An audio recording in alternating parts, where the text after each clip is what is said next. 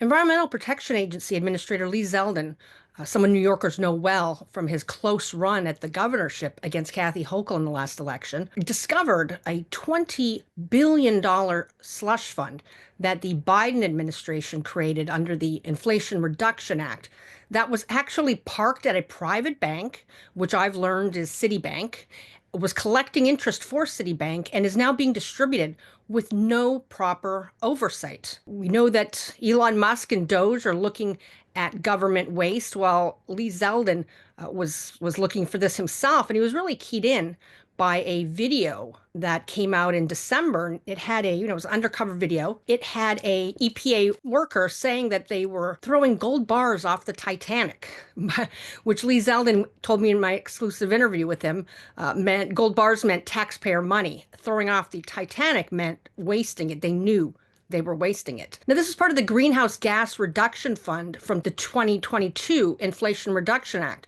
But what's interesting is this money was not awarded until August 2024.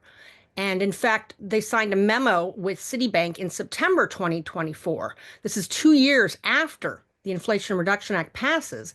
And notably, it's after Joe Biden has that miserable, disastrous debate performance against Donald Trump in June and withdrew from the race in July, making it a very different election with Vice President Kamala Harris, the Democratic candidate. One of the things the EPA employee, now gone, I assume, admitted to in the video was that they were putting this money into NGOs, non-governmental organizations, in the hopes of getting themselves jobs at these organizations afterwards. So Lee Zeldin and his team are trying to figure out if that happened, if any former EPA employees or Biden administration employees are working on any organization that's getting money from the government in this way. I did find that one organization that's listed as an awardee, Power Forward Communities, which got $2 billion, doesn't list any employees on its website, but it does have some interesting job openings: Vice President for Government Affairs, Vice President for Communications, and Special Assistant. Lee Zeldin told me in our interview that this was a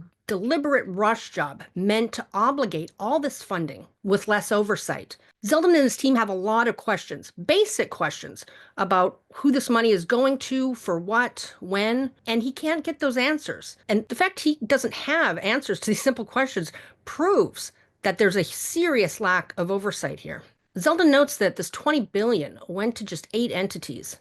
And as he says, we have very high confidence that this is just the tip of the iceberg.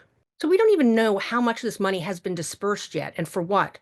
But Lee Zeldin vows he's going to get that money back for American taxpayers. And again, he's looking at even more grants. He's going through everything to see how many more gold bars were thrown off the Titanic before Donald Trump was inaugurated president in January. For more stories just like these, be sure to subscribe to the New York Post right here on YouTube.